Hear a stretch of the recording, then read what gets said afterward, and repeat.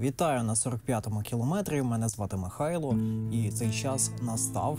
Я буду зараз показувати старі матеріали з Чорнобильської зони, коли це місце ми для себе відкривали як першовідкривачі. Ми не прагнули отримати якісь гроші чи ще щось, якусь славу чи увагу. Ми просто ходили і досліджували ці терени чисто для себе. Насправді сумую дуже сильно за тими часами, бо потім останні походи в Прип'ять були, знаєте, як рутина якась.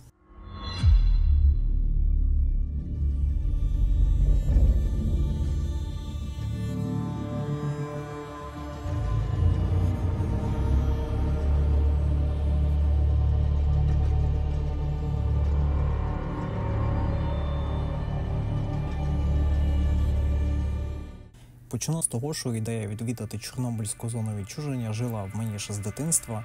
Не знаю, чи це може я просто психопат, чи це на мене так сталкер повпливав. А можливо, я на той момент побачив сюжет там, де Янукович стоїть на площадці ЧАЕС і дивиться за будівництвом нового безпечного конфайнменту. На той момент арка тільки набудувалась, її перша частина, західна чи східна, не пам'ятаю, як вони ділилися. Я подивився на старий саркофаг з тою ще великою вентиляційною трубою, і от вид тої споруди, мене дуже сильно вразив. От якось так. І після того я дуже сильно хотів побачити це місце вживу. Особисто для мене зона таке місце унікальне, насамперед через її досить цікаву специфічну атмосферу. Як в «Сталкері» казали, от зона така, якою бачиш ти. Для когось місце страшної трагедії, для мене унікальний заповідник, який зберегла радіація. Я трошки меланхолік, і той особливий спокій, який я в тій зоні відчуження ловив, його неможливо передати словами, воно, повірте, дорогого вартує. Я більше ніж впевнений, що поствоєнна зона – це знову-таки буде повернення сталкерства в тій чи іншій мірі. Ну, то, що туди легально будуть їздити, це точно. Бо втрачати такий туристичний магніт для України – це тупо. На дворі був 2017 рік. Мені було 15, якраз перед цим літні канікули в розпалі, і я якраз збирався піти в зону. Це був мій вже третій нелегальний похід. Туди пускали легально з 18, я стільки чекати не хотів, тому саме обирав такий спосіб відвідин.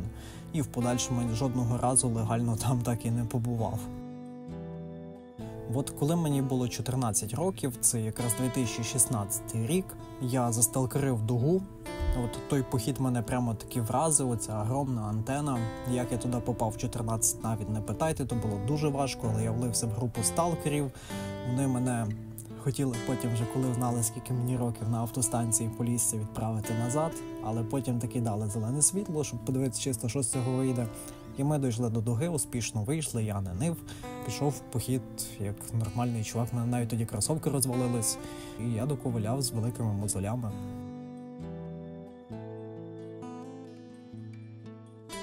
Пізніше, у квітні 2017 року, я навіть пробував піти в Сольник, я дійшов до селища Залісся, в мене було 2 заброси, перший невдалий, я вернувся в Київ, поїхав знову на кордони зони і таки туди проник, дійшов до Залісся, того самого, яке в Сталкер 2 дуже сильно лагає.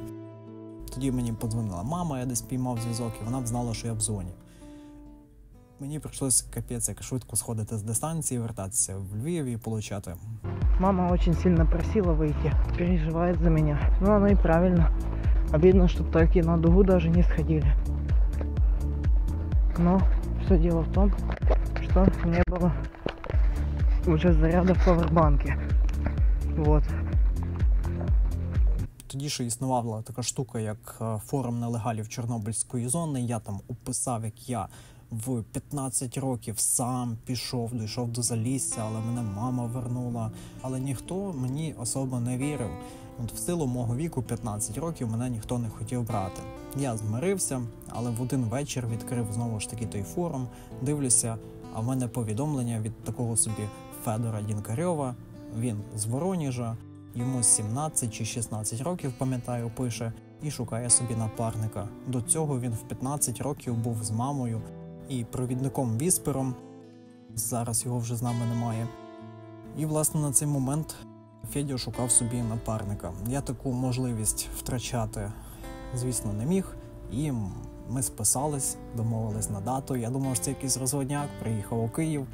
Мені подзвонив невідомий номер. Це був зовсім не Федя, а Олег. Як виявляється, нас не йде двоє. Я, львів'янин і чувак з Воронежа. А йде ще хлопчина, старший Олег з Луцька і Бодя з Харкова. Оце наші провідники. З ними ми наперед забігаю, особо сильно не розкрились, не познайомилися, тому що через декілька годин, оце якраз я за цей день кажу, їх приймає поліція, ми лишаємося на кордоні зони самі, 2 неповнолітніх, українець, росіянин. Якби нас там піймали, це був би просто капець і катастрофа. Але повернемося до вокзалу. Ми зібрали наші важкі рюкзаки, наші провідники розказали нам про плани. Маршрут у них уже був, але особо ми вже далі мали імпровізувати. Хлопці вже були і на 3-й черзі, і на Залізному лісі. Оце той самий, де відкриті розподільчі пристрої на атомній станції. І дуже багато чого ще. І вони нам хотіли якраз це все показати.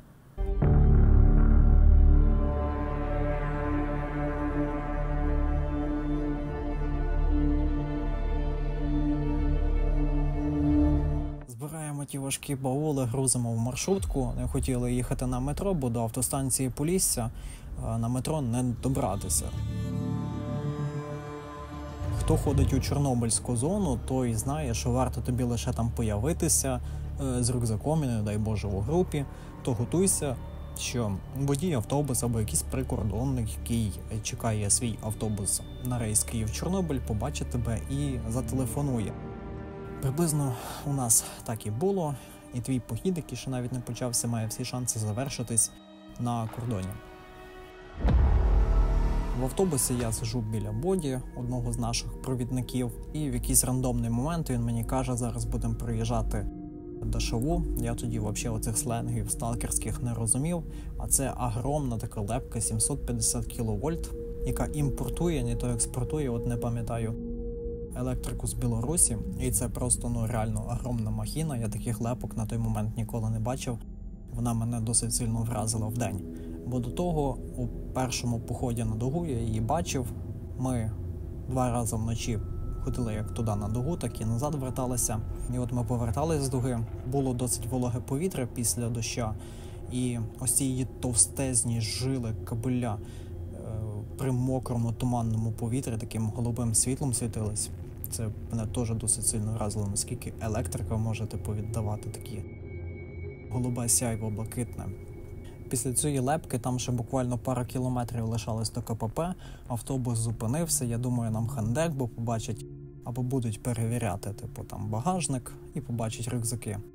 Але наші провідники нас заспокоїли, сказали, що це просто транзитна траса, зараз водію видадуть пропуск, подивляться, скільки чоловік в автобусі, і ми поїдемо далі на інше КПП зі зони. В Україні така дорога не рідкість, у нас є ще Одеса-Рені, хто знає про таку трасу. А якщо брати зарубіжний якийсь досвід, там також дуже багато транзиток. Оця же колія, по якій ми ходили в Прип'ять, вона також має певний транзитний участок через Республіку Білорусь. Колись до вторгнення по ній ходили електрички зі Славутича на атомну станцію. І можна, в приклад, взяти Фукусіму, там теж зона транзитна. Зараз на цих кадрах ви можете побачити якраз декілька багатоповерхівок, які я в спешки достав камеру і зазняв у СМТ Поліському. Від нього майже нічого не лишилося, покинуте в 90-х і дуже сильно розмародерено в село того, що якраз таки там транзитна траса, хто хоче зупинявся, крав 2 чи 3 пожежі з моменту того, як його покинули, і до наших часів. То все дуже страшно зруйнувало це СМТ. І на даний момент туди суватися взагалі ніякого інтересу не було. Стосовно нашого маршруту, то він пролягав покинутою гілкою Овруч-Чернігів. Це близько 50 кілометрів від кордону зони до покинутого міста Прип'ять. До аварії на атомній станції ця гілка сполучала якраз таки місто Коростень Рівненська область з Москвою. Туди прямі поїзда ходили. В наш час, якраз до вторгнення, як я вже згадував, туди ходили частиною цієї гілки поїзда зі Славутича до Чорнобильської атомної. Я навіть в одному з походів ми здавались і нас вивезли на електричку, бо не хотіли везти на дитятки. Ну і для фанів Сталкеру дуже цікаво може бути на цій гілці те, що тут розташована станція Янів, і на Янові, ви самі знаєте, грали Поклик Прип'яті, Сталкер 2, просто легендарна база сталкерів перед покинутим містом. Маршрутка потихеньку вже проїхала друга КПП. Наш провідник підійшов до водія, і я чую слово «на Барановій, будь ласка». Що це значить, я тоді не знав. Це вже потім я сам, як провідник, використовував це слово. Водій без будь-яких непорозумінь просто включає правий поворотник і зупиняється перед ґрунтовою дорогою, яка веде до одного із селищ, і в подальшому ця дорога доводить до колій, так забігаючи наперед по маршруту.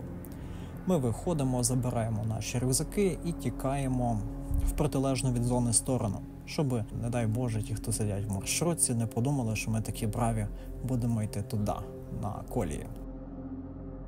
Але, як я вже сказав, на автостанції дива всякі бувають, тому то все одно нам нічим не помогло. Ми відбігли, сховались в кущах і почекали вікно між тим, коли трафіку на трасі не буде, і ми собі спокійно перебіжимо далі. І, в принципі, на відео ви бачите, як ми це зробили, і рухались вглиб до кордону зони. Повз нас приїхав, пам'ятаю, якийсь позашляховик, можливо, то була Нива, можливо, сучасний джип, але ми сиділи в ялинках і просто ховались. Нас ніхто не бачив, і ми їх не бачили. І таким чином, потихесеньку, розглядаючи все, ховаючись, ми добираємося з села Ровба. От отсюди вже пряма дорога на Вільхову, і там залізничний переїзд, який доведе нас до Прип'яті. На момент зйомки відео там проживало 4 особи. Як там зараз, чесно, невідомо. Після війни я би, звісно, хотів поїхати туди і спробувати поспілкуватися з місцевими жителями тих селищ, як там взагалі життя на тих теренах з такою-то кількістю населення. Тому на цей момент, знаючи, що там хтось проживає, ми вели себе акуратно і обходили населений пункт ближче до хащів. У Ровбі стан будинків ви можете бачити на відео. Тому сильного інтересу в сталкерів воно не викликає. В тих будинках нічого нема, окрім завалених дахів і стін. Але ми, як першовідкривачі з Фідяєм, досить цікаво на то все спостерігали.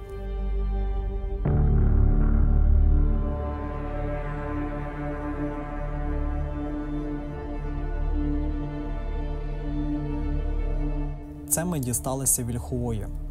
Увесь шлях до переїзду був абсолютно спокійний, окрім тої машини, яка проїхала, ми від неї сховались. Ніхто нас не бачив, і ми, відповідно, теж. По коліям до кордону зони нам лишалося пройти близько 6 кілометрів. І на переїзді станції Вільче якраз проходить та сама 30-кілометрова зона, до котрої від Вільхової лишається лише 6 кілометрів. І саме на цьому 6-кілометровому відрізку постійно відбувалося щось дивне. На горизонті постійно блікувало якесь більмо, ніби авто їздило туди-назад. Ми з Фідяєм, звісно, це бачили, нас то трошки насторожувало. Я не розумію, що могло блікувати на фоні зеленого лісу на горизонті, а провідники побачили то все в останній момент. Можливо, це навіть нас якраз шукали. Переїжджали переїзд і дивилися там в монокуляр чи ще в щось. Близько 1 кілометра від кордону зони Бодя і Олег відправляються на розвідку, беруть рюкзаки і талапають до кордону. Ми сидимо, чекаємо. Вони нам дали інструкцію, що якщо їх нема, то там вже можете або вертатися, заночувати, або попробувати вже самими піти в зону. І от на кордоні зони ми просиділи близько 2 годин. Наші провідники не верталися, зв'язку не було, сильно темніло, і ми без знали, що робити далі. А додачу якраз таки дуже сильно нас тяли комарі. Суцільна болотиста місцевість по кругах і від мошкари всякої не сховаєшся ніде. Тобі навіть москітна сітка не поможе на обличчі. Була ідея посидіти до темноти і попробувати перебігти кордон зони, але може хтось інакший зі сталкерів в той же мить захоче пройти і там поставлять засаду, тому ми рішаємо йти вже і негайно, а там буде що буде. На тому переїзді, де Вільча, трафік є, і він досить такий непоганий. Це одна із доріг на Білорусь. Ми декілька разів стрибали в кювет, ховалися за шпали, щучкою навіть пригали. І ось це, коли ми ховалися від останньої машини, нас почали страшно нестерпно тяти комарі. На додачу ми якраз ховалися в кюветі, там була водойма, я змочив ноги непогано так.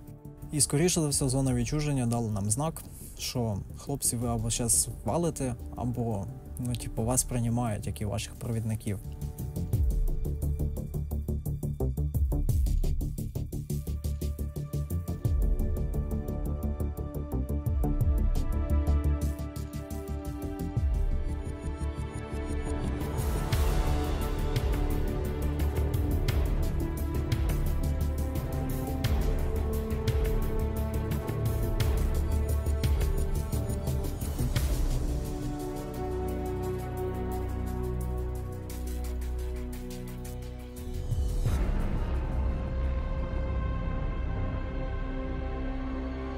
Знаєте, якщо б ми перебігли на пару секунд пізніше, скоріше за все ми б також були в зводках поліції. От зона нас тоді зберегла. Із точок інтересу у даній місцевості я виділив вокзал станції Вільча. Фанатам сталкеру зараз можна, звісно, приготуватися. Це точна копія Янова, прямо на кордоні зони. Але я нікому не рекомендую зараз туди ходити в наш час.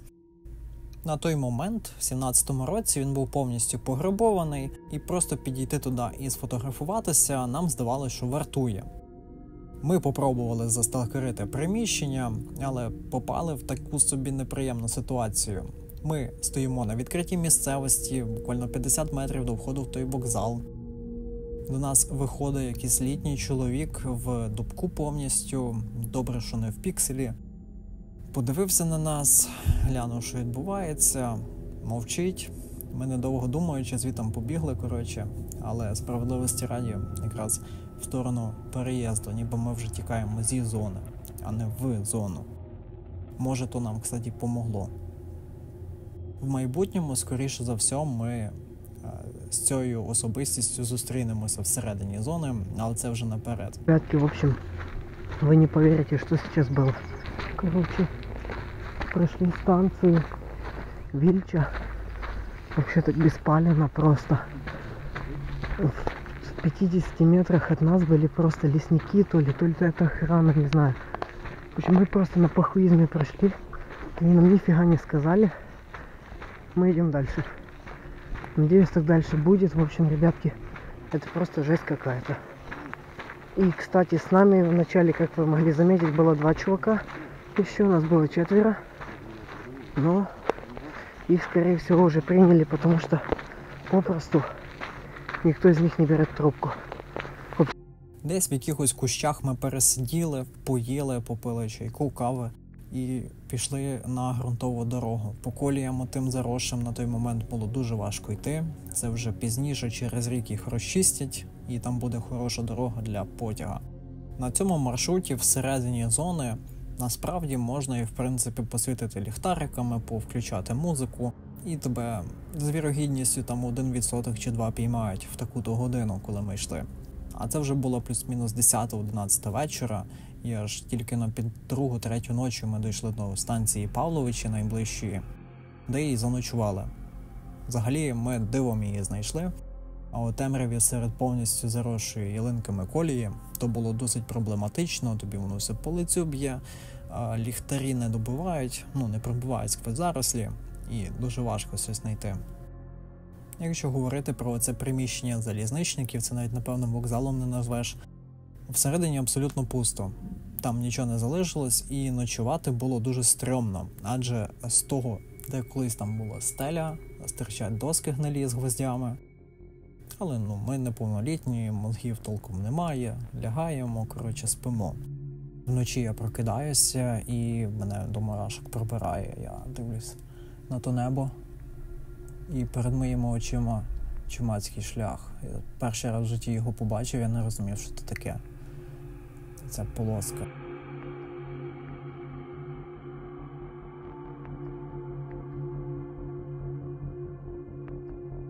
Я навіть вам скажу, що я так перелякався, я вичитував, що бета-випромінювання випалює сітчатку ока. Я думав, що це в мене артефакти якісь вже луплять з сітчатки, і я став сліпим. Ну хто ж знав, що є така штука, як чумацький шлях. Зараз побігай по місту, попитайся в людей, чи вони таке бачили, вони тебе за дурного подумають. Переночували, на ранок поснідали. Я навіть трошки познімав той будиночок залізничників, і ми пішли далі. А вот так вот выглядит дом, в котором мы остановились. Возможно, это что-то от станции Павловичи. Сейчас я перемещусь в комнату, где мы ночевали. Вот наша комната, в которой мы ночевали. Тут еще более-менее сохран, в отличие от других комнат. Ну что ж, с новыми силами мы готовы двинуть дальше. В общем, если кто-то из вас будет на Павловичах, вы только тут сможете заночевать, потому что там, если вы видите, все разгромлено. Тут еще более-менее, в дальней комнате. Федя ще навіть зауважив, досить в рофельній формі, наскільний напис якихось сталкерів. Там еще женщины голые нарисованы на стенах, точнее, вычерканы, блядь. Гвоздем, я хуй знаю. А від самих Павловичів, це вже я знімав в іншому поході, залишилася хіба в хорошому стані залізнична платформа, де стояли колись люди і чекали свою електричку. Міжміські потяги, мені здається, тут не зупинялися, а зупинялися там на Товстому лісі, Янові і десь там далі, в Білорусі.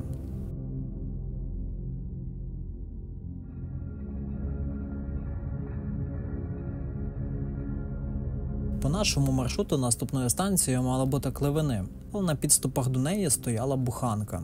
Ми були серед болотистої місцевості, і довкола такий згорівший ліс, де тебе ніяке листва не прикриє.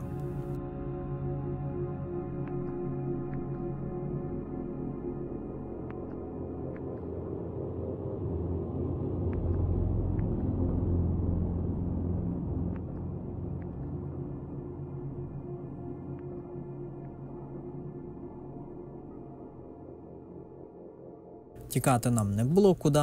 Я кричу Федяю, що це Нацгвардія. Ми біжимо кудись через це болото, по коліна. Пам'ятаю, в калюжу таку смачну впав. Добре, що там ніякої мочажини чи ще якогось підвиду болота не було. Бо, скоріше за все, нас уже би звітом не витягнули.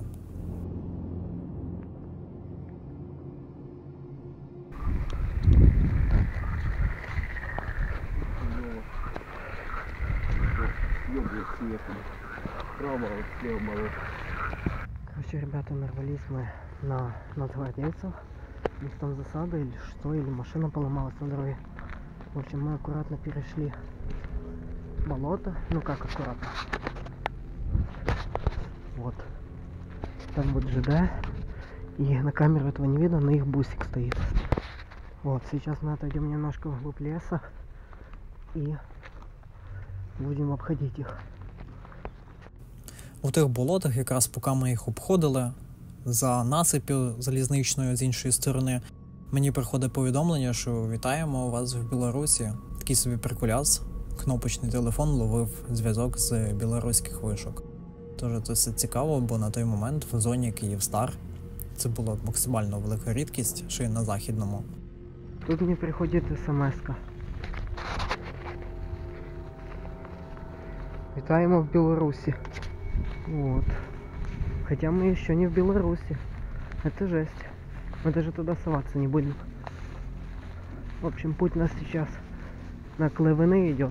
Якраз після цього, поки в Федяя зовсім ніяких полосок не було зв'язку, я зрозумів, що кнопочний телефон в тій зоні тих часів це був must have. Справа якраз йшла ґрунтовка, там де стояла та буханка, і нам таким спокійним голосом через листву кажуть: пацани, та тут є дорога, що ви там по хащах лазите? Федя на мене подивився і каже: а чого он там сказали? Я нічого не понял. І ти розумієш, мені прийдеться зараз контактувати з фауною зони відчуження. Ну і коротше, це були лісники. І скоріше за всього, це коли ми забрасувалися в зони, з вокзалу вийшов один із них. Просто по фану собі каталися, оглядали свою територію, і от ми на них вийшли 2 рази.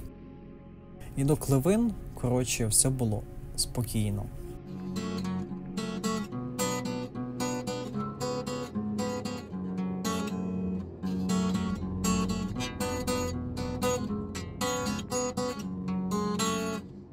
У 2017 році, якщо говорити про станцію Кливини, це чисто сталкерська стоянка, не така, як в ігрі, а чисто у тих людей, які приходили з рюкзачком. Треба було відпочити, поспати, поїсти, набрати води там річки Ілля, написати наскельний живопис на оцій плитці, яка ще лишилась на тій стіні. Нікому в голову тоді не приходило переробляти з Кливин нивки, рушити ще більше стіни, бити, плитку. Це були золоті часи самого того дослідницького сталкерства, а не вандального.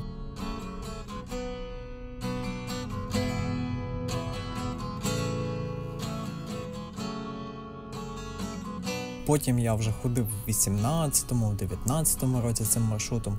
Тут не було стінки для бартеру, що саме цікаво. От в тій самій зоні відчуження, яку я ще застав, люди мінялися провізією, хтось виходив зі зони, лишнє скидував отак от на стінці. Хто йшов, був нужденний, забирав там мівіну, ще щось, що лишній раз не поїсти. А взамін там щось своє лишав. Короче, нашли сахар, Харьков. Возможно, это Евгения Осипенко оставила. Спасибо тебе. Если ты смотришь этот видос, спасибо. Так, ну и мы вот оставили дошик.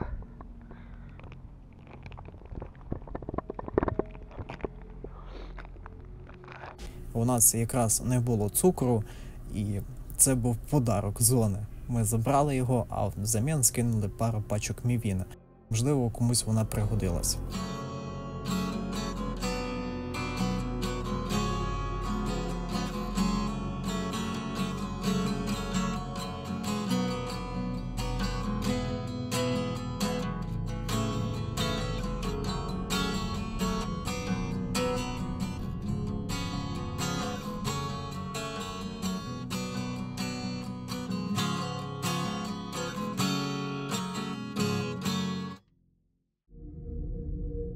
Поблизу Кливину ця річка Ілля, яку я далі покажу, вона реально рятувала в критичний момент. На західному маршруті влітку знайти дуже проблематично воду, і в найкращому сценарії, якщо ти ще дійдеш зі зневодненням, вода буде через 35 кілометрів в Прип'яті.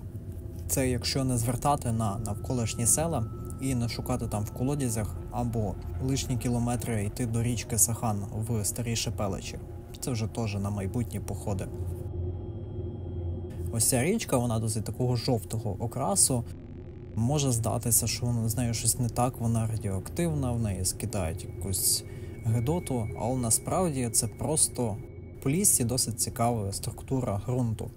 Дерново-підзолисті, чи якось так я пам'ятаю на географії, ґрунти, пісок, глина. І оця глина якраз таки на дні цієї річки, там ще б'ють джерела, і вона отак її фарбує. Тут вона ще такого лайтового жовтого кольору.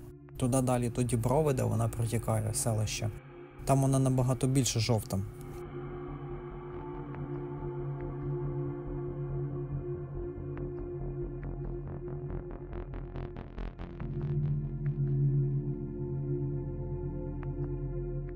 І справедливості раді, от ми пили її нефільтрованою абсолютно, реально на запах глина.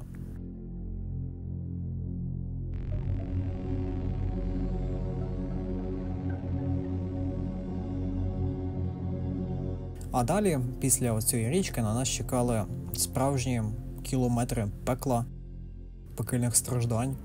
Бо хто ходив цим маршрутом, знає, що далі починається такий собі кошмар у вигляді 8 кілометрів по хащам. Тут що залізниця, що оця ґрунтовка, по якій ми йшли до понтонного моста, до Товстого лісу, повністю заросша. За стільки-то років там настільки непроходимі хащі, що я не знаю, як ми з тими рюкзаками пробиралися, та й інші сталкери. Мені здається, швидкість пересування там була близько 1 км на годину. Ми, звісно, пробували хитрити, спускалися з насипу, пробували рухатися по ліву, по праву сторону, обходити ялинки, так знаєте, як міжряддя на мотоциклі. І все одно це не допомагає, бо там досить сильний піщаний ґрунт. Ми в кросовках грузли, пізніше той пісок через шкарпетки тобі пробивається в шкіру і нестерпно колить. Що саме красиве, ця частина маршруту вкрита повністю по 2 сторони насипу конваліями.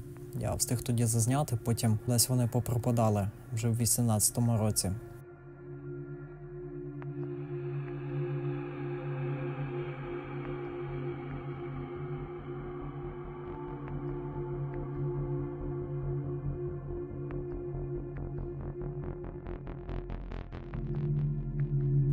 Через 4 години оцих страждань ми вийшли на початок станції Товстий ліс. Ходьба по шпалам і зарослям дала про себе знати, а треба було ще йти далі до Прип'яті. Не знаю, чому ми не хотіли тоді спинятися. Може обмежений запас води, може хотіли пошвидше. І так, збігаючи наперед, потратили 3,5 дня на маршрут.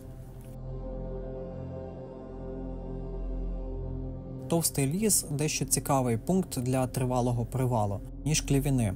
Якщо їх порівняти, Клівіни такі популярні, бо багато хто ходив в зону саме вночі. І по хащам в темноту приємного мало рухатися, на додачу, ти сонний, скоріше за все більшу половину дня тратив на те, щоб попасти туди, десь пересидіти, не спав. І до Клевенів набагато ближче, ніж до Товстого лісу. Тому люди обирали саме Клевени. На Товстому лісі, наприклад, розширення колій. Це була розгрузочна також станція. Тут, скоріше за все, стояли різні вагони, чекали свої черги, коли їх загрузять, розгрузять. Про це свідчать якраз оці колії розширення. Попередня станція Вільчі якраз теж була така огромна. Тут є дорога, яка виведе до найближчих селищ. Тут колись було Бовище, Луб'янка і Діброва. По тій дорозі люди добиралися якраз на вокзал. Конкретно у цьому нашому першому поході вокзал ми не знайшли. По-перше, часу сильно не було, хотілося відпочити, поїсти, напитися води, бо дуже сильна жара була, ми майже нічого не пили. Тому ми відпочивали на вулиці, а Федяй знайшов черепаху. Не знаю, звідки вона там взялася, бо найближче болото в кілометрі звітом, якщо дивитися по картам.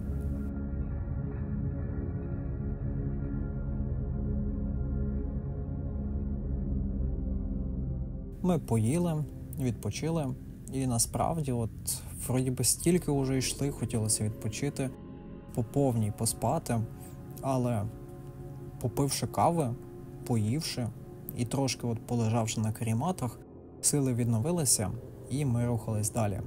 Наступні кілометри виявилися, знаєте, не набагато легшими, але вже якось привичніше по тих зарослях йти.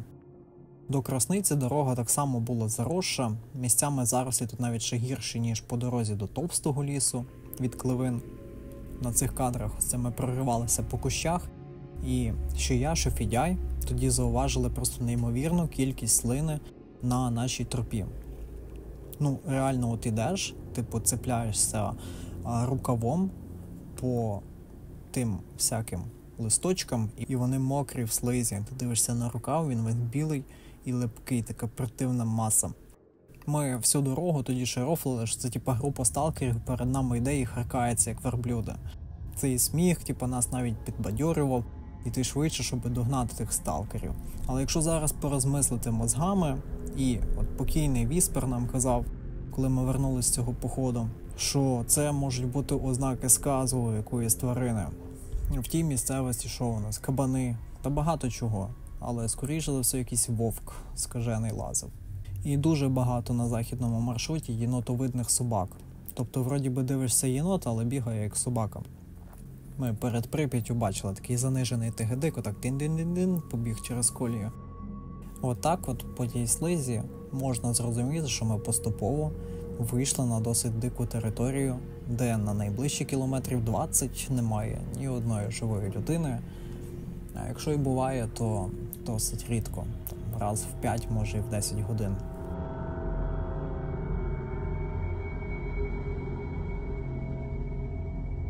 Через деякий час, я пам'ятаю, ми дійшли до Красниці, сил абсолютно не було і знімати толком не хотілося. Ось на цих кадрах зимових ви можете побачити цей переїзд. Ми тут також максимально вбиті, сил немає. І хочеться додому, до мами. З моїм то теперішнім знанням цієї місцевості, там зверни на 500 метрів чуть вправо з того переїзду, були хороші будинки до пожеж 2020 року. Але ми тоді нічого не знали і прийшли на станцію відпочивати. Тут у нас був великий привал, треба було поїсти, трохи подрімати, бо далі опять іти кілометрами за кілометри. Просто не хотілося мати ще одну перспективу ночівлі під відкритим небом на відкритій місцевості, де довкола якраз таки гуляють якісь дикі звірі або ці слюняві сталкери. І може то нас таки спасло, що ми пішли далі. Пам'ятаю, наступав вечір, як зараз згадую, сил взагалі кудись йти не було. Це той стан, коли ти потний, смердючий, з прилипшим одягом до тіла. Воно реально морально грузить тебе типу. Але ми оце через силу, через болі, страждання зібралися з лихом до ночі від вечора і вийшли за рубежі Красниці. А там далі колія. Хто ходив маршрутом, знову ж таки знає, що вона стає хорошою. Реставрована в 90-х роках, не знаю під які цілі. Але вона хороша. І там іти одне задоволення. Єдине, що в темноті потрібно шпали. Не прозівати, там такі ж штирі стирчать. Можна реально зашпортитися і там щелепу або відкритий перелом лишити на тих шпалах.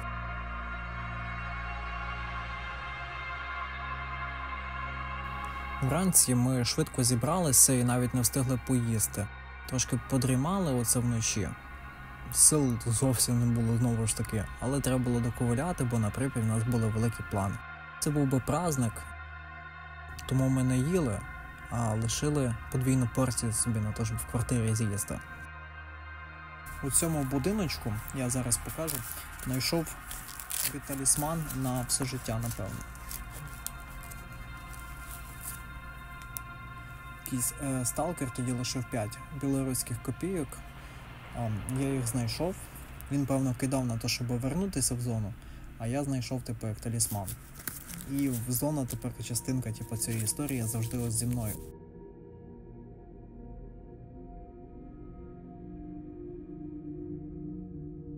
Як я згадував раніше, колія тут ідеальна для Чорнобильської зони. Ця частина ремонтувалася в 90-х роках, старі шпали знімалися і ставили нові. Це, скоріше за все, відбувалося в рамках дезактивації, можливо, хотіли відновити цей маршрут, щоб далі ходили потяги.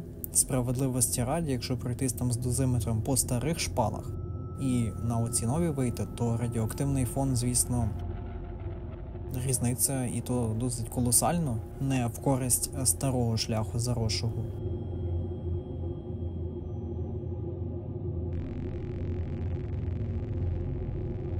Але, видно, не було потреби, чи то от совок розвалився і ніхто вже не хотів займатися тим.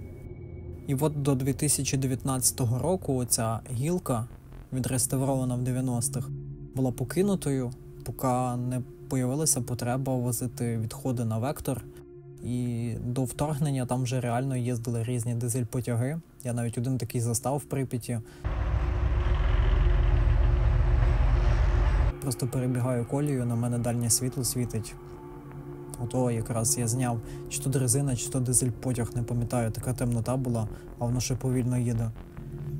Та й взагалі кадри цього сталкерського маршруту – це вже історія, тому що багато чого згоріло, багато чого вже відремонтовано з цього шляху, і просто так, якщо говорити на довоєнний період, тудою було досить ризиковано ходити.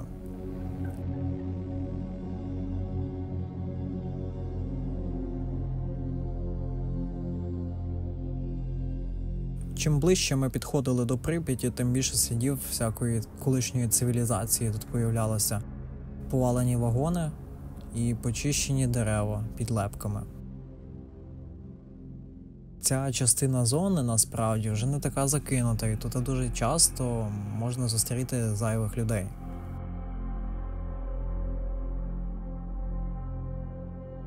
– Тому від гріха подалі, перед майже самою станцією Янів, ми зійшли з колії і далі рухались лісами.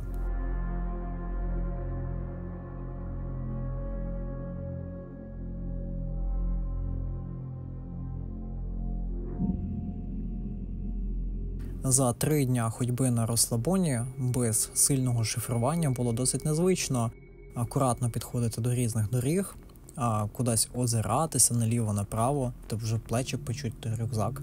Неприємне відчуття, але ностальгічне. Також доводилося дуже часто рухатися перебіжками, бо місцевість того вимагала.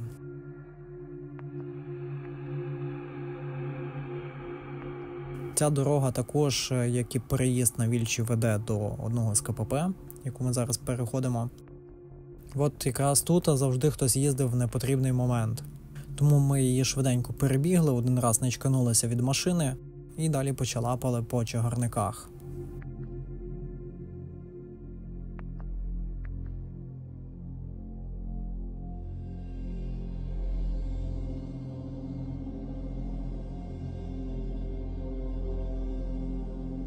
Ми вийшли до західного гаражного кооперативу міста Прип'ять.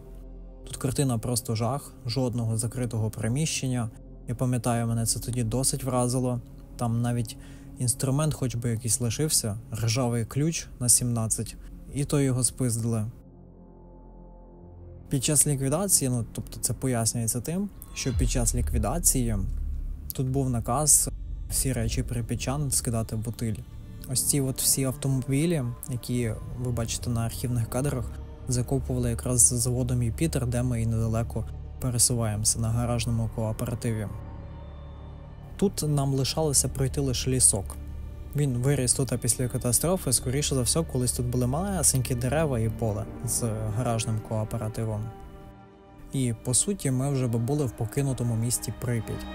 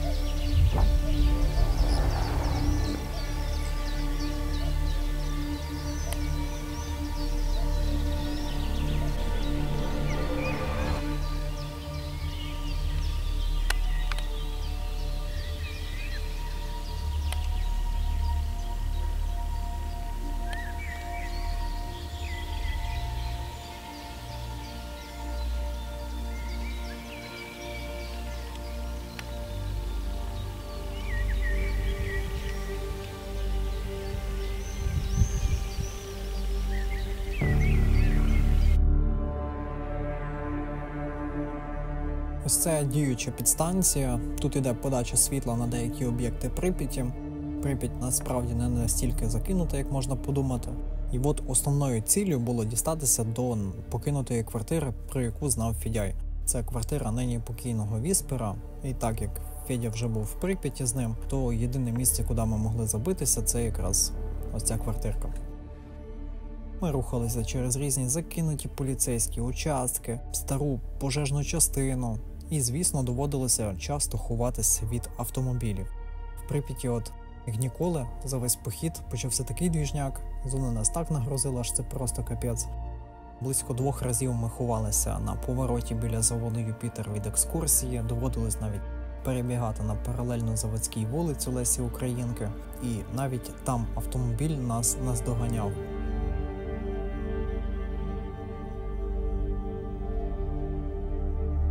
Але мені здається, не це важливо зараз описати, а то, наскільки ти йдеш по цьому покинутому місту перший раз, бачиш ці всі покинуті будинки, озираєшся, вікна абсолютно всі або розбиті, або чорні, без фіранок, без нічого. Інколи навіть жуті наганяєш. Це одна із таких неприємних атмосфер Прип'яті. Але з приємного, що мене тоді вразило, це досить такий цікавий запах зелені, полину, якихось квітів, бо в Прип'яті дуже багато таких квітів росте. І це все вперемішку йде з запахом старої меблі. От стара мебель цим лаком віддає. І от коли вітер дує, дуже сильний сквозняк між будинками, воно з покинутих квартир на вулицю викидає той запах. Реально таке благовоння. От після цього я полюбив запах покинутих будівель.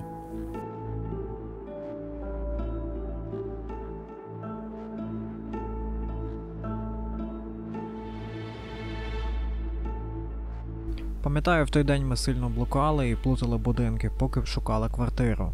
Заодно сталкерили квартири.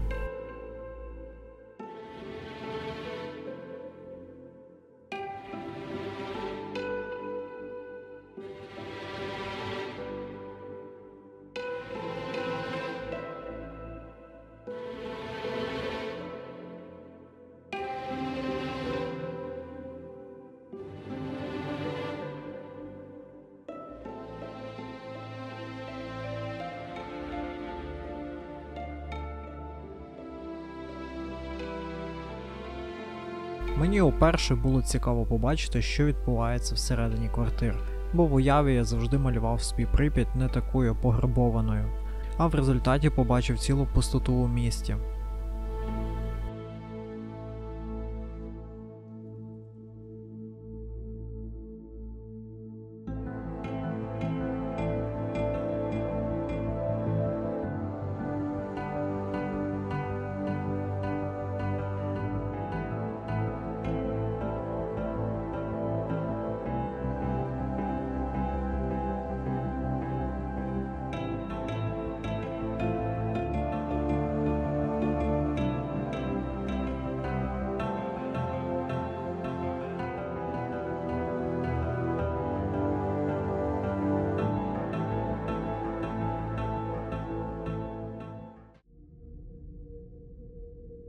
Як і планували зранку, у Прип'яті ми від'їдались, набиралися сил після того пекла на західному маршруті і просто круто проводили час. Поки Федяй залипав після реально важкої дороги, я ще мав трохи сил показати квартиру на відео. Так, не обращайте внимания, там колонка играет. Вот такой вот вид с балкона. Все заросло. Жесть, короче. Вот это вот мы пакетами вот такими вот мусорными прикрыли, дабы не палиться. Потому что свет будет видно. Вот наши кровати. Вот. Кто-то, когда мы пришли, их раздестроил. Короче, жесть тут была.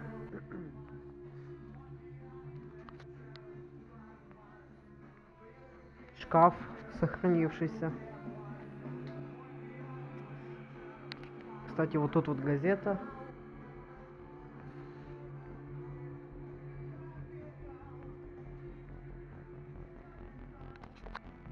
Газета выходит с марта 1917 года. Известия Советов народных депутатов СССР. Суббота, 26 апреля 1986 года. Да, конечно, находка. Но газета именно вышла, когда случилась авария.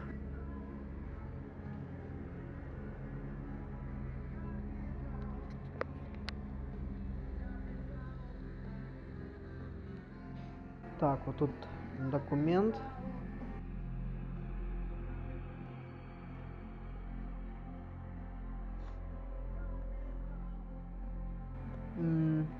свидетельство, 8-годовое образование.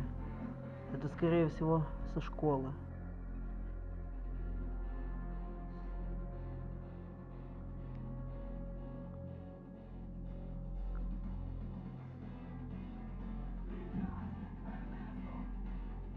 Припять, Чернобыльский район. Да, конечно, квартирка такая немножко сохраненная. Вот мы были в том же Гербовом Шестнаре, там жесть. Вот так получше будет. Номер квартиры не пойму. Тут вешалки были, коридор. Так, в эту комнату потом зайдем. Там у нас кухня. Тут ванная была.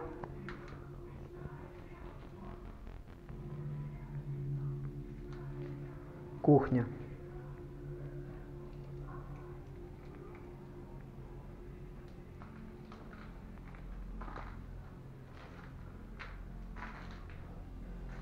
Вот тут кухня была, ребятки.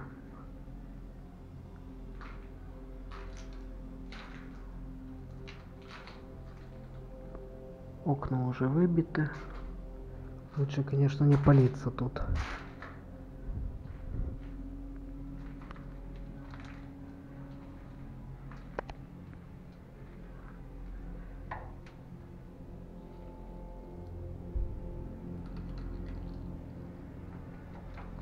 Так, дальше у нас туалет. Да, тут туалет.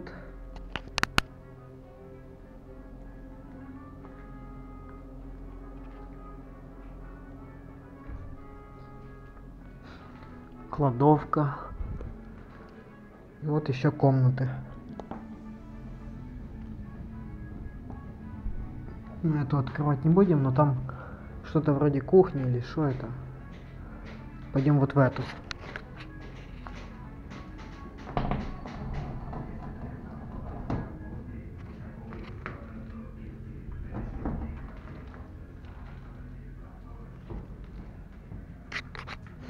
Шкаф. Вот спальня или что это? Ну, скорее всего, ребятки, тут спальня была. Вешалки. Шкаф это еще один упал. Конечно, жесть. Сталкеры вон там намусорили. Точно не наша мивинка.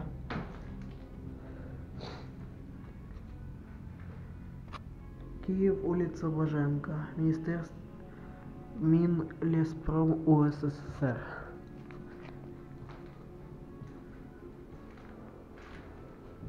Выключатель. У нас повністю закінчилась вода і довелося зробити майже неможливе. Піднятися з пильного дивану, взяти бутлі і зганяти на пристань. Ми би напевно й не вийшли, але справжня спрага реально страшна річ. Що мене тоді ще більше вразило, так це густота дерев в другому мікрорайоні. Поки ми перебиралися хащами 3-го і 4-го мікрорайонів, у нас не було такого відчуття, що сонце вже кудись зайшло за горизонт. Та й до самої квартири ми трохи погуляли хащами, поки ще було світло. А потім пройшлись вулицею Лесі Українки. А от тільки як ми вийшли вечором з під'їзду і пішли гуляти мікрорайоном, я був реально в шоці, наскільки тут недостатньо світла. Навіть удень тут при достатньому сонячному світлі ніколи його немає. Через це будівлі у першому і другому мікрорайоні з кожним роком усе більше і більше руйнуються, так як попросту тут недостатньо сонячного світла, і зайва волога не встигає випаровуватись. Основною ціллю на той вечір був пошук води, ну і заодно прогулятися центром міста. На той момент я не переслідував ціль гарної документальної зйомки, а просто вдягав екшн-камеру на голову і ходив весь час з нею.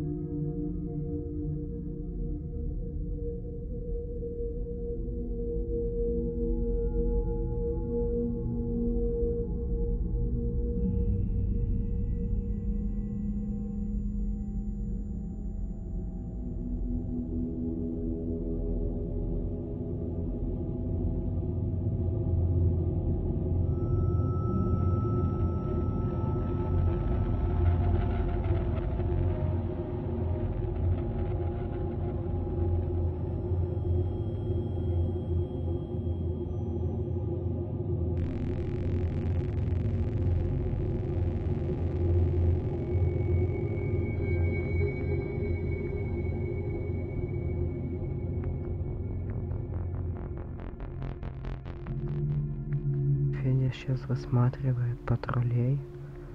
Я сейчас к нему подойду. И мы двинем вперед. Как вы видите, вон он уже, Белый дом. Слева Шестнари. Прямо сам центр. Конечно, идем так вот в открытую по дороге. В любой момент с зарослей может выскочить патрульная машина.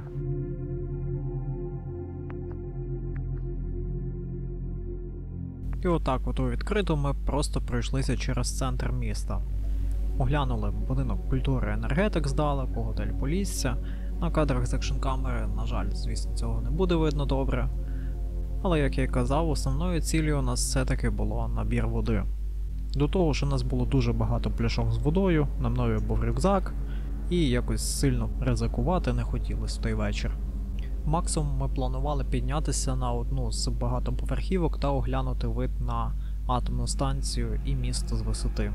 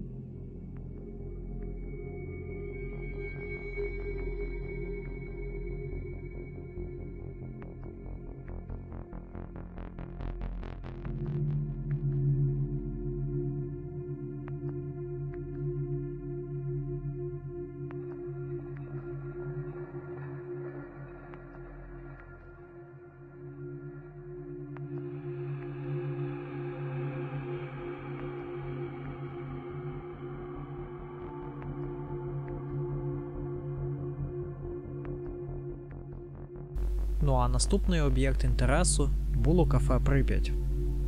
Всередину ми не заходили, вирішили, що повернемося сюди на днях.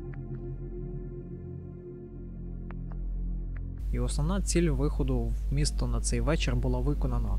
Ми дісталися води, зробили запаси на декілька днів і відпочивали.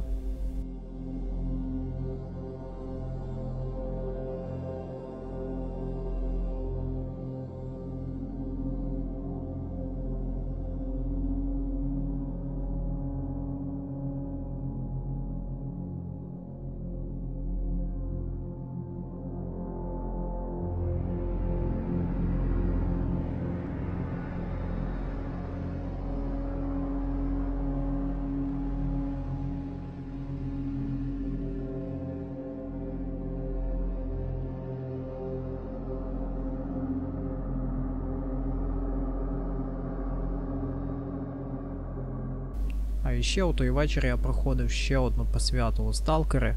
Окрім річки Ілля, я випив води з Прип'ятського затону. Також нефільтровану. Ну что, за всех сталкеров Чернобыльской зоны.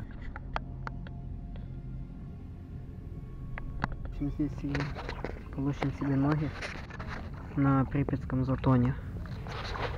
В общем, тут все купаются, и мы решили тоже ноги себе помыть, потому что моим ногам уже жесть.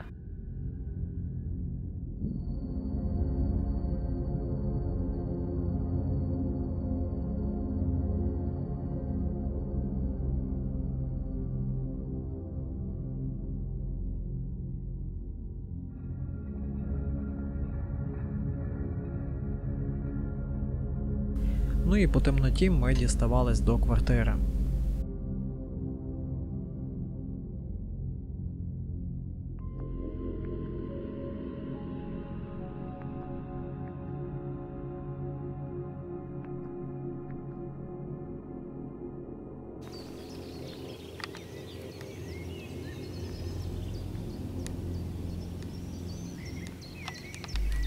Зранку ми не могли проснутися через дуже велику втому, тому вихід у місто відбувся у нас в обід. Якраз у цей час в місті було дуже багато екскурсій, але ми вирішили, що будемо діяти по ситуації. Итак, кто не рискует, тот не принимается. Погнали.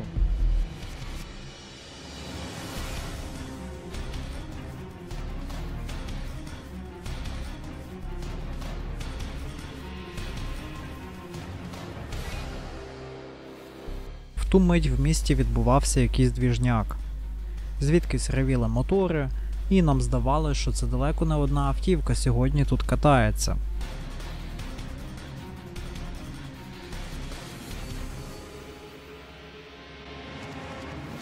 Фідяйша зупинився перед першим шеснарем, бо почув голоси. Ми переконали, що розмови звітом не стихли, а значить нас не помітили. І ми швиденько метнулись до другого гербоносця.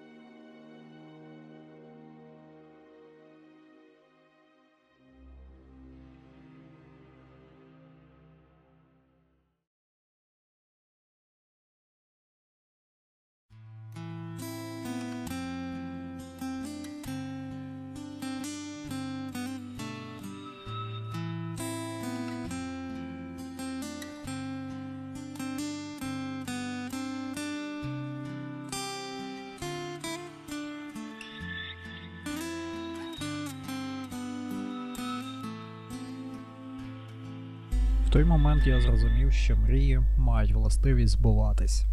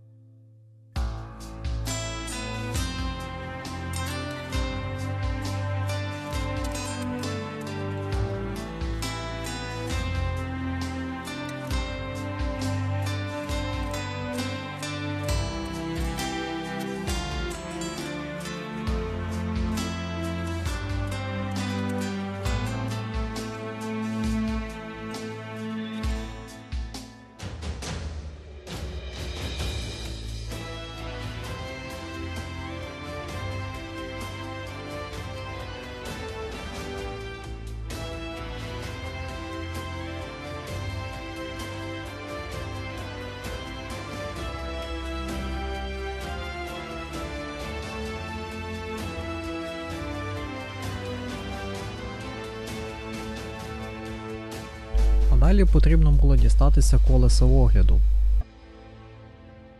Мы уже спустились, и тут проезжает машина. Смотри, там стоит этот автобус, может нам спиной что делать. Давай, короче, сразу раз, два, три.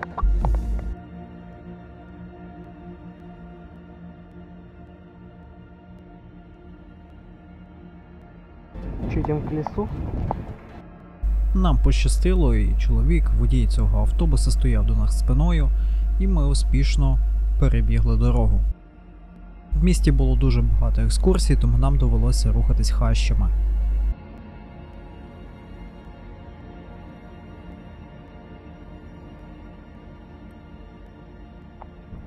Вот, обходя легалов, можно напороться на интересные вещи. Вот там дальше уже крыша энергетика, но он нас не интересует. Мы двигаемся в сторону колеса, сквозь заросли. Тут куча мусора, конечно, который, возможно, фонит. Ми майже до нього підійшли, але пам'ятаю, що тоді Федя спогнуло. Скоріше за все, це була легальна екскурсія, і ми почали давати звіти драпака. Та й взагалі цей похід був максимально наповнений в місті Прип'ять на екшен. У наступних своїх походах я такого не припоминаю. Скоріше за все, ми навіть перебільшували. Тому ми відправились чим подалі від колеса огляду на стадіон Авангард, звідки повернулись на квартиру і відсиділись до вечора. У нас також була дивна досить ціль на цей вечір піднятися на колесо огляду. Нам здавалося, що це досить проста затія, так само, як і піднятися на дугу. Хотілося б тоді, звісно, помилятись.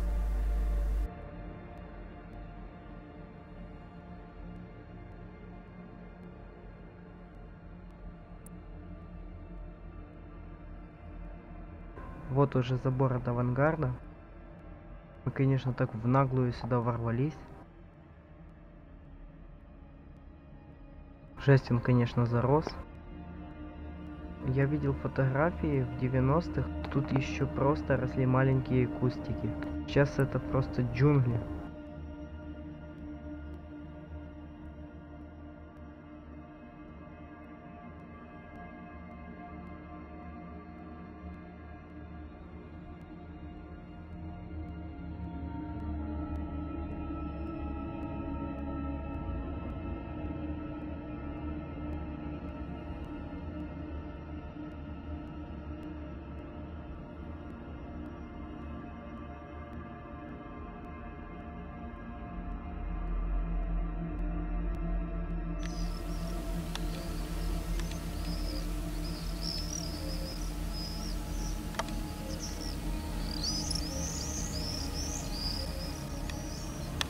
І, як виявилося, ми не прогадали.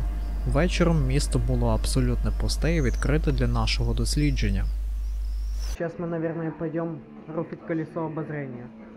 Чуть еще стемнеет. Пока что мы идем вдоль улицы Лазарева. Вот 16-этажка, ставьте лайк, ребята, и подписывайтесь на канал. Справа вот это вот здание, это торговый центр. Сейчас мы будем подходить к почте, возможно, мы зайдем в нее. Чувак, почта. Можем заглянуть.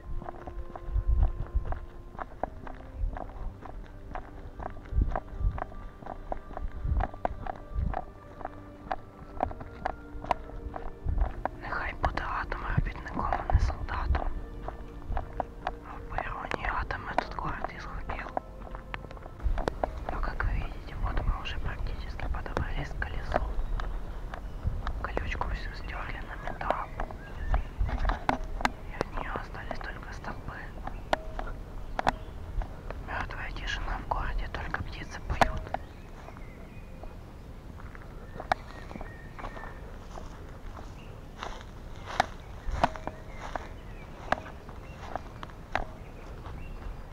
Так, ребята, я буду максимально тихо говорить. Потом при монтаже все это увеличу. Вот они, вечерки, лодочки. Вот там спортзала, такая энергетика.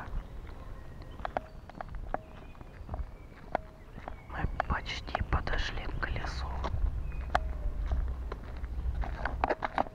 Возможно, тут еще в машинке есть брелок сливки шоу, поэтому есть мотивация сходить туда.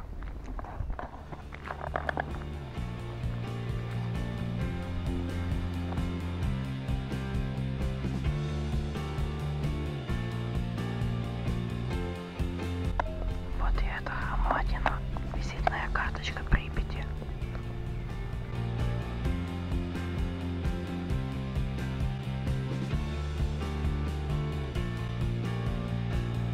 Какое же оно все-таки огромное.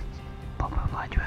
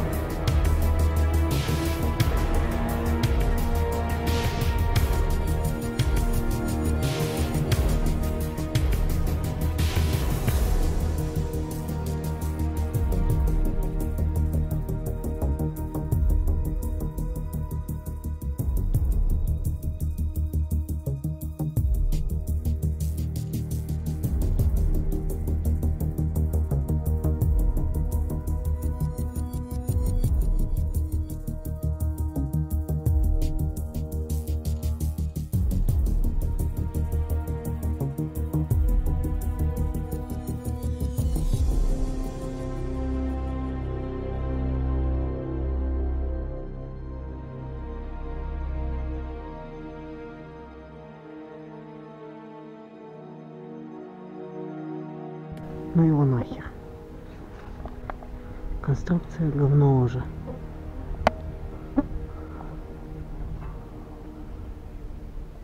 Мне кажется, лучше не рискуй, посмотри.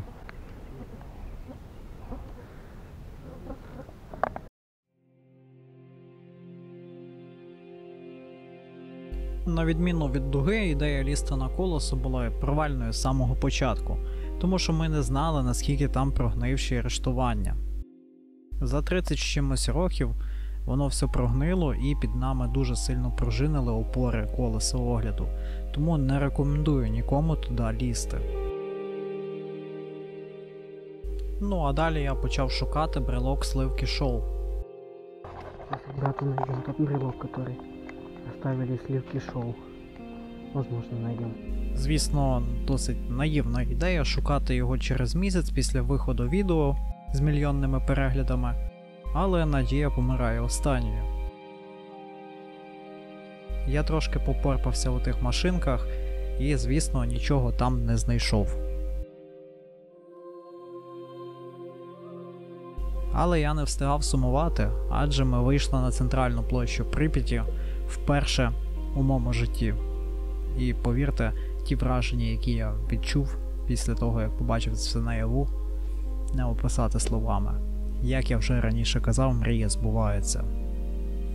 І от перед моїми очима Палац культури Енергетик, готель Полісся і вся центральна площа Прип'яті, як на долоні. Все як на тих картинках, які я колись ще дитиною бачив в інтернеті, і на той момент 15-річним підлітком нарешті побачив вживу.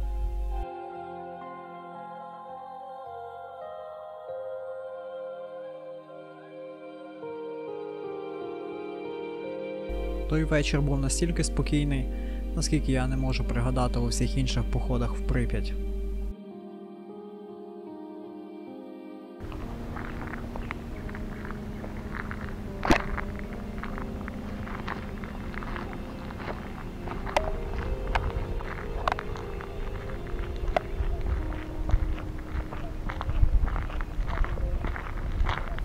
Ми пізніше навіть піднялися на дах сусіднього від нашої квартири будинку і споглядали на атомну станцію у вечірньому сяйві, адже у Прип'яті нам залишався лише один день.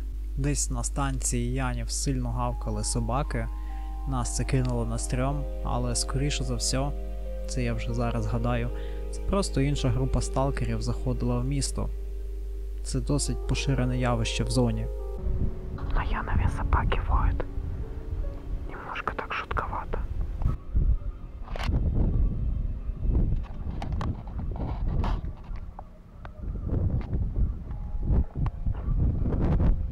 Думаешь, на кого? Свет видел? Там это КПП. Смотри, вот там вот свет. Иди сюда, вот так. Там вот свет светится, видишь?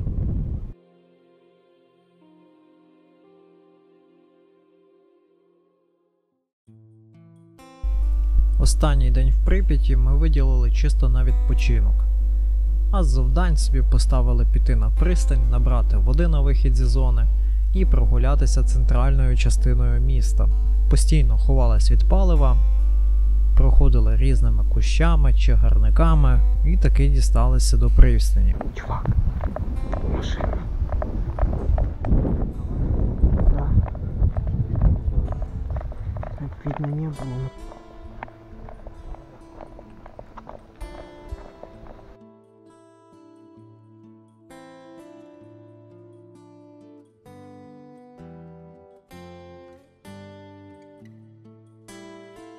Возле пристани заметили белый бус.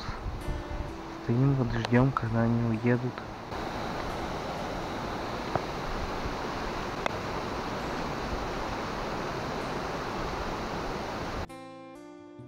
Пам'ятаю, набрали ми води, вирішили скупатись, і як назло, на нас вийшла легальна екскурсія. На цій фотографії, до речі, можна побачити ззаду того самого екскурсанта, з яким ми контактували. Як виявилося, не так сильно треба було боятися легальних екскурсантів. Це Це такі ж самі туристи, як і ми, тільки з офіційним дозволом на перебування в цій зоні.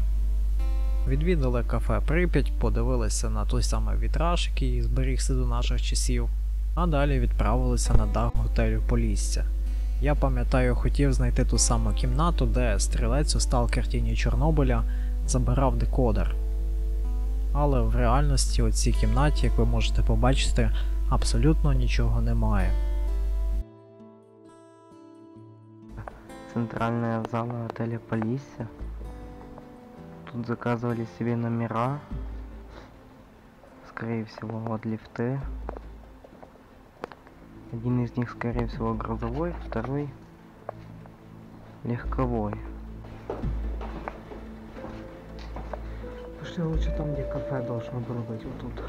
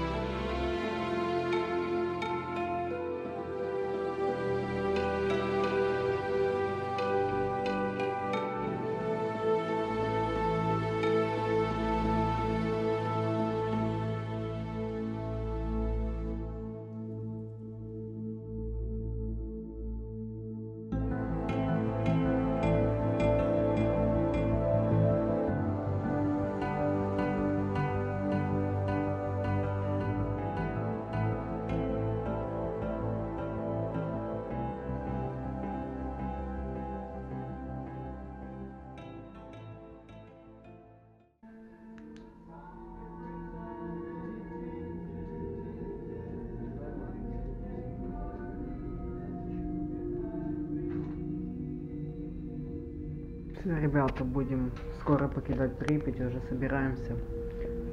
Приезжает машина.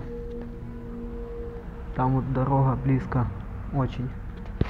Вот, ребят. Флешки, которые будем прятать потом. Тут весь маршрут и Припять. На эту дугу, наверное, засниму. Ну еще на 4Г у меня есть. Это подставная будет. Вот. Сейчас планируем подняться на крышу 9-этажки и последний вид на Припять. Точнее, последний закат в Припяти встретить. Это так.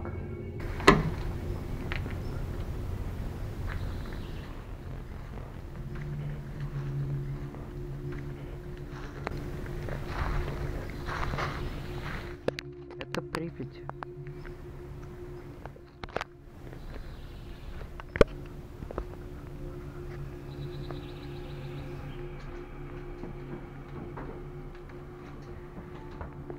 Сейчас вот заходим в квартиру. Я не мог ее обойти стороной. Потому что вот видите, обои как кирпичи.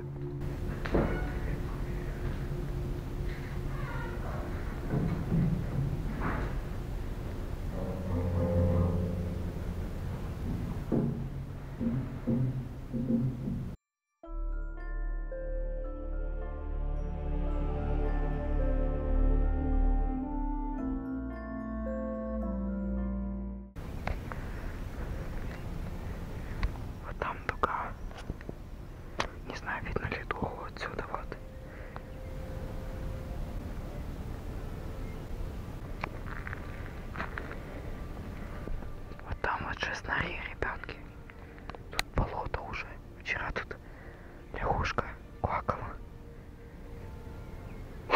Ну все, прощаемся мы с домом, будем выходить.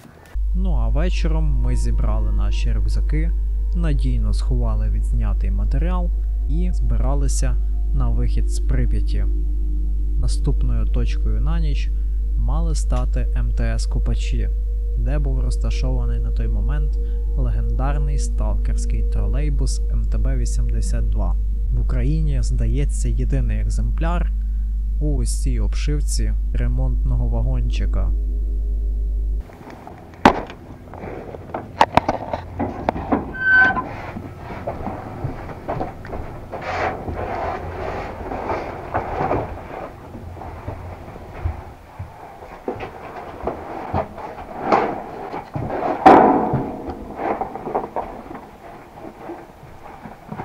Сталкери дуже любили цей тролейбус, і це була чи не найважливіша артерія на південному маршруті.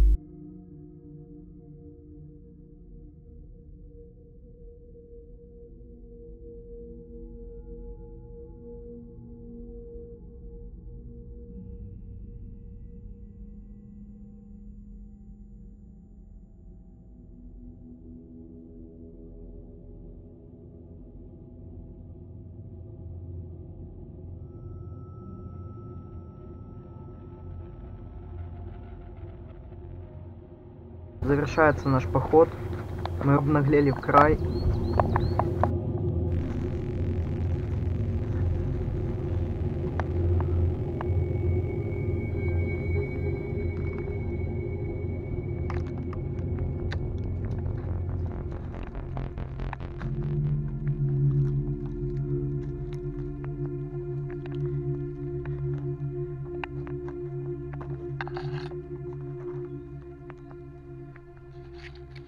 Так, теперь главное с него не навернуться.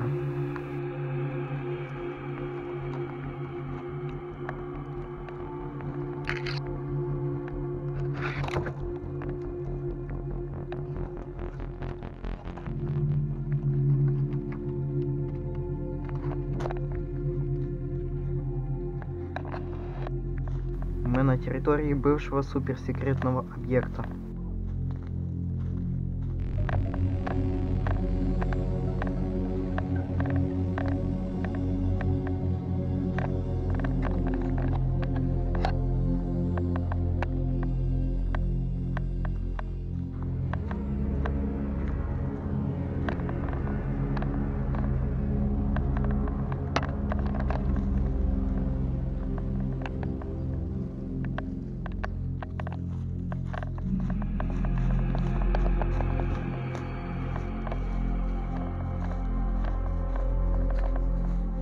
Сейчас мы проходим коммуникационный центр.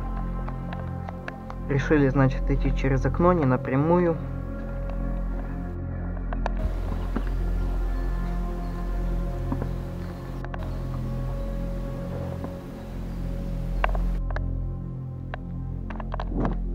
Осталось теперь на нее вылезти, не приняться и отправиться на выход.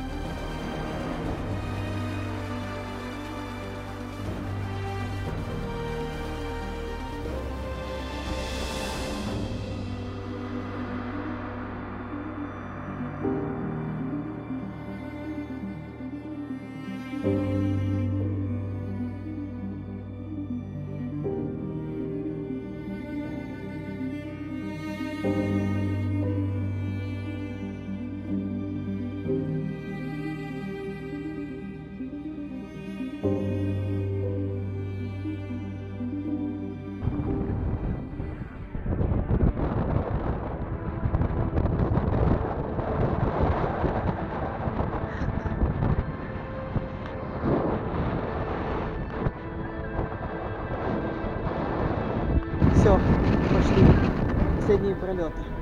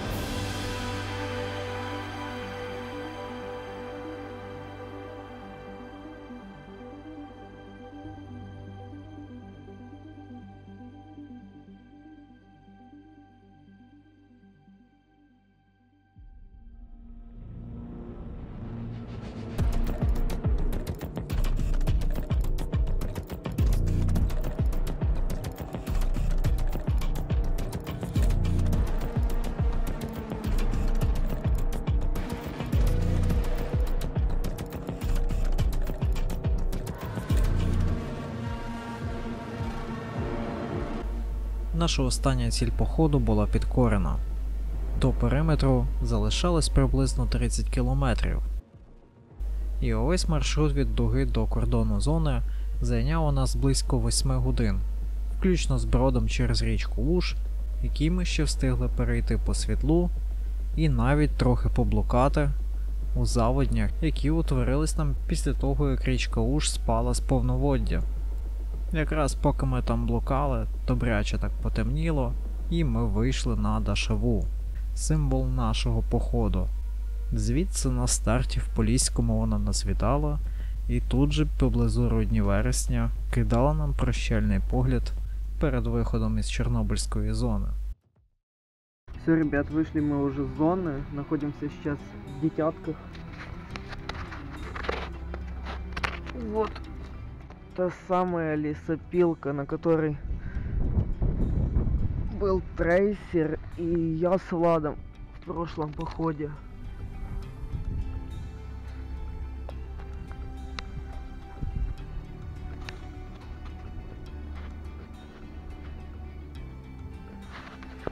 Сейчас мы планируем сходить в магаз и закупиться какими-то ништяками, которых нам не хватало в зоне.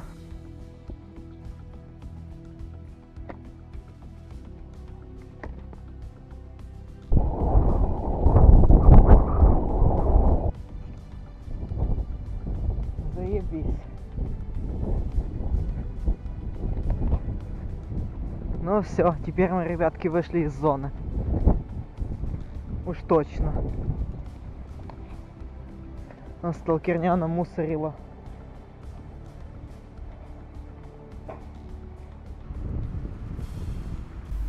З КПП ми піймали попутку на автомобілі, який рухався із Чорнобильської зони. Нас посадили в багажне відділення і довезли до Іванкова, звідки ми вже дісталися до Києва і відправились по домах.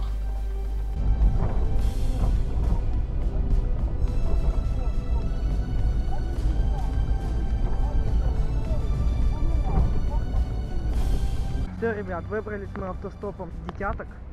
Вот. Сейчас мы в Иванкове. Будем искать остановку и выезжаем в Киев. Отдел полиции. Если бы нас приняли в ЧИЗО, мы бы вот тут вот сидели. Мы уже на автостанции Полісся. Приехали мы от Иванкова. Ну, знаменитая для сталкеров автостанция. каждый, наверное, выезжал отсюда. На часах 4:18. Скоро уже приедет мой поезд номер 131. Харьков-Львов.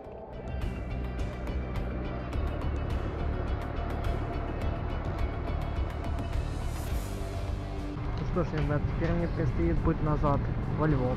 На цьому один із моїх найкращих походів в зону було завершено. А я вдячний вам за перегляди, підписки і вподобайки. Біля мікрофону був Михайло, ви на 45-му кілометрі і ми тут трошки подорожуємо. Ми ще обов'язково побачимося на 45-му кілометрі Чорнобильської зони відчуження.